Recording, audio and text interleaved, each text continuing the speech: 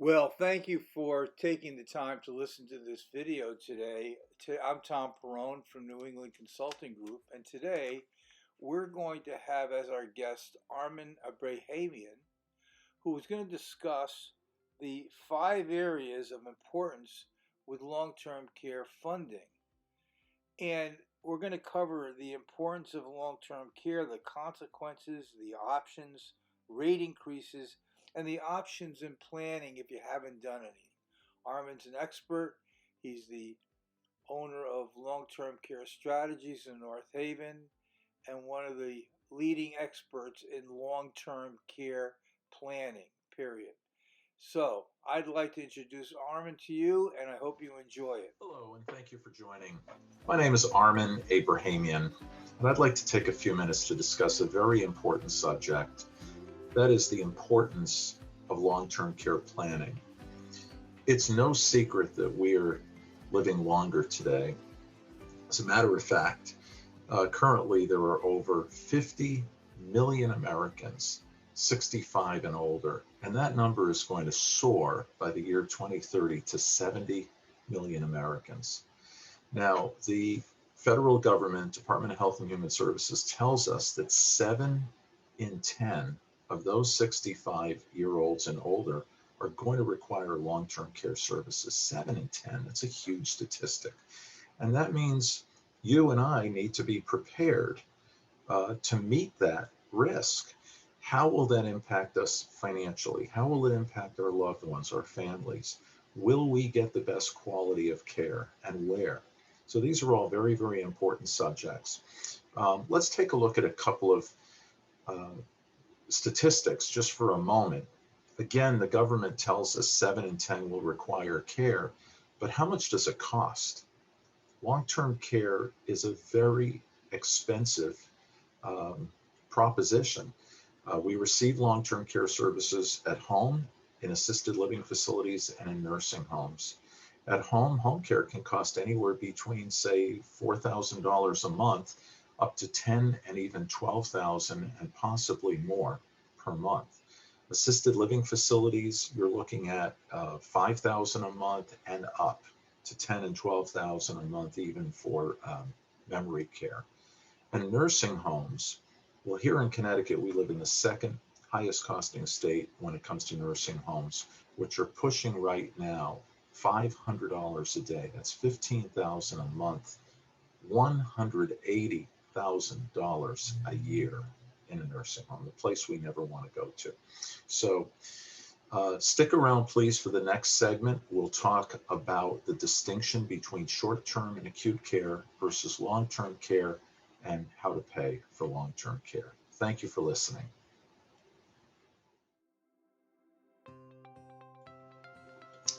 Hi, this is Armin Abrahamian. I want to thank you for joining again. In the first segment, we talked about the fact that long-term care illness is a very high probability and high costing risk, and the consequences of not planning could be enormous. In this section, what I'd like to talk about briefly are the distinctions between short-term and acute care and long-term care. We've all grown up with health insurance, and at 65, when we go on Medicare, for most of us, Medicare and health insurance, Anthem Blue Cross, Connecticut, United Healthcare, these pay for our doctor's visits, our hospitalizations, our prescription medications, short-term rehab, etc. But they don't pay for long-term care. They don't pay for chronic illness. There are only 3 ways to pay for a long-term illness. First is cash. All your investments, 401ks, IRAs, money markets, CDs, stocks, bonds, those all get put on the table and need to be spent down before you become eligible for Medicaid. Here in Connecticut, that's Title 19. You need to be impoverished to go on Medicaid. Well, for those who don't want to spend all their money and don't want to go on Medicaid, there are several long-term care insurance solutions, which we will talk about in the next segment, but there are all sorts of different types of solutions that are designed to pay for that care. Keep in mind that not including long-term care planning in a financial plan can be catastrophic. Remember, we do all sorts of financial planning, tax planning, college planning. We spend time diversifying assets and minimizing risk and getting the best rates of return that we possibly can. But again, it would be a big, big hole in our overall financial and retirement plan without having some piece of long-term care protection in place. Thank you for listening. And in the next section, we'll talk about some of those options and solutions. Thank you.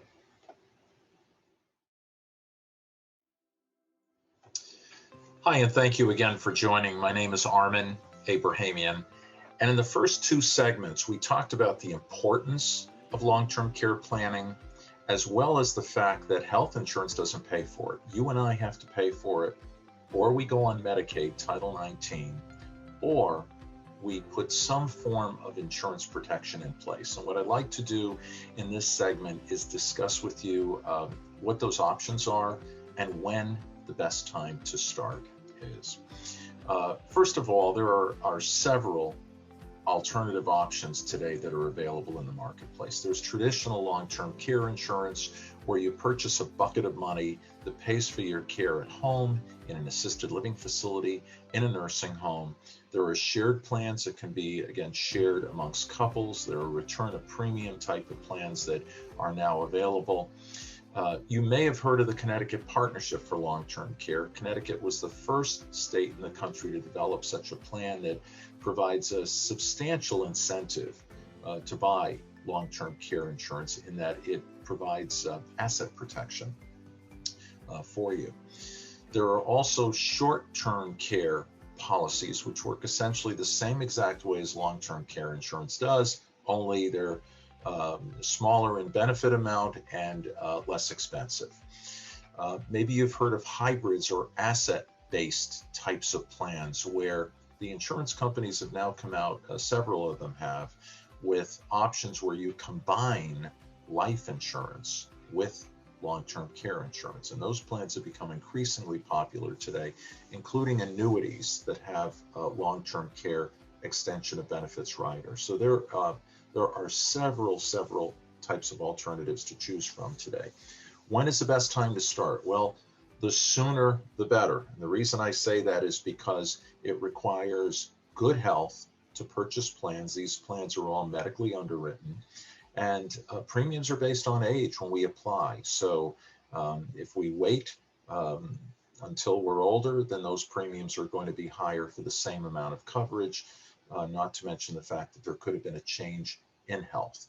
So it's important to consider the options, at least take a look at them, see if it fits your budget, and see if it's appropriate. I do want to discuss with you the elephant in the room, which we'll discuss in the next segment, which are rate increases on long-term care plans. Again, thank you so much for listening. Hi, my name is Armin Abrahamian, and in this segment, I want to address the elephant in the room, and that is rate increases on traditional long-term care insurance policies. This has been a real problem within the industry. It's given the industry a black eye, and I'm primarily talking about policies, long-term care policies that were sold in the 1990s and in the early 2000s. Many folks have been affected and impacted by these, including myself. My wife and I own this insurance, and we've had to deal with rate increases also.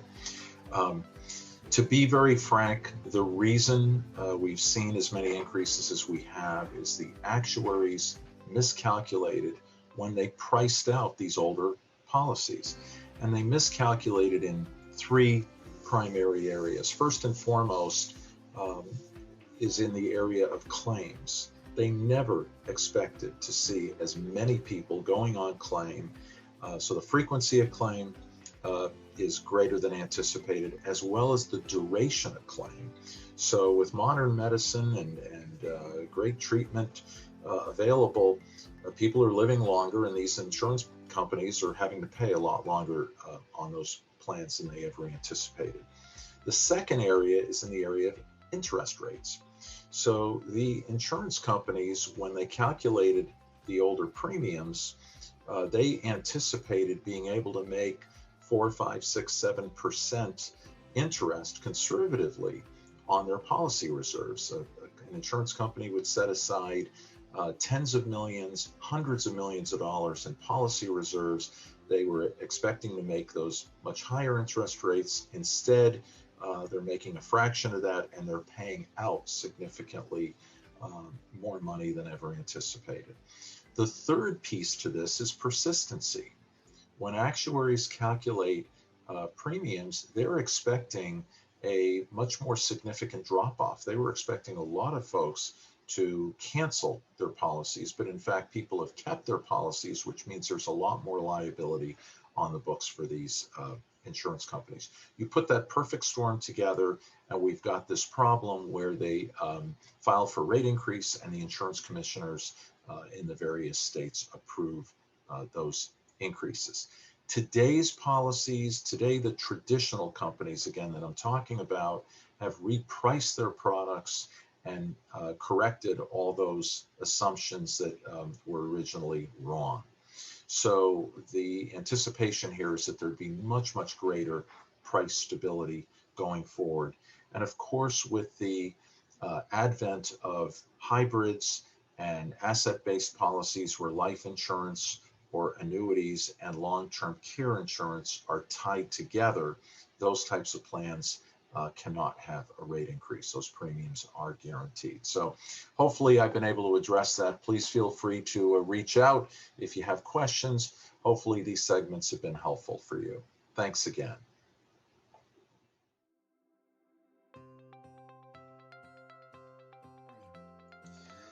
Hi, Armin Abrahamian here again.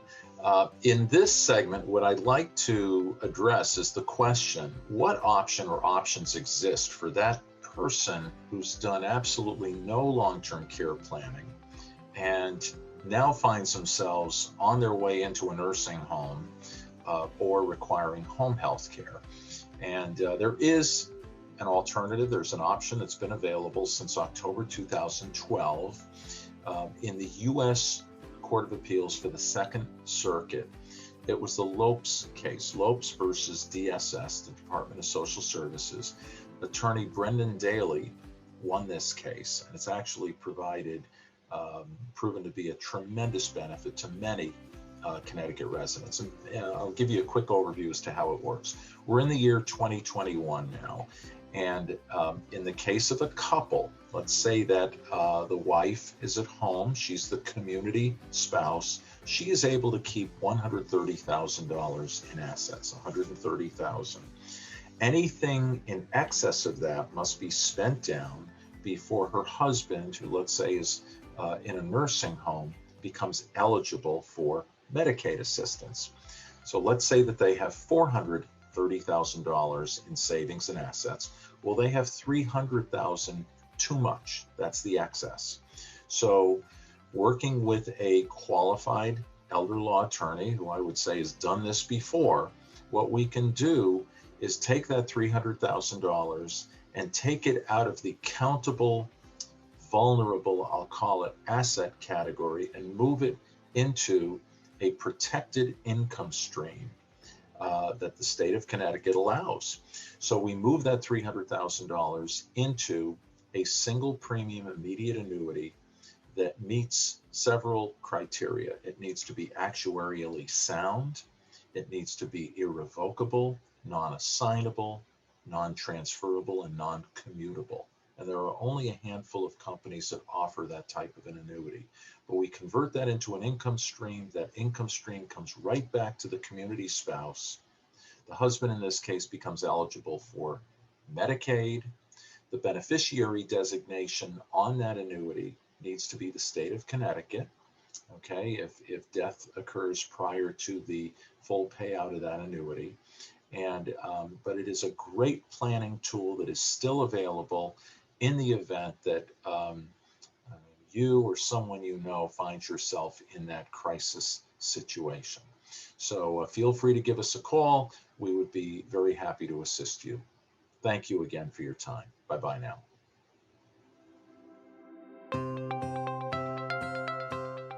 Well, Well, Armin, thank you very much for a great presentation, a lot of information. You can reach Armin at the listed email, armin@ltcstrategies.com, or give him a call at 203-234-8566. That's 203-234-8566.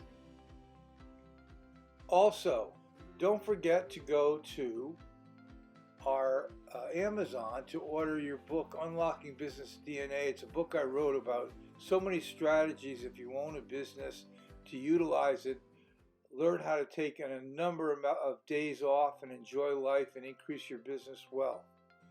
I appreciate you taking the time. Should you have any questions, please give me a call at 203-530-6615 if you'd like to discuss information about your business and how to grow it. And by the way, the proceeds of the book go to Wounded Warriors and other veteran groups. Thank you.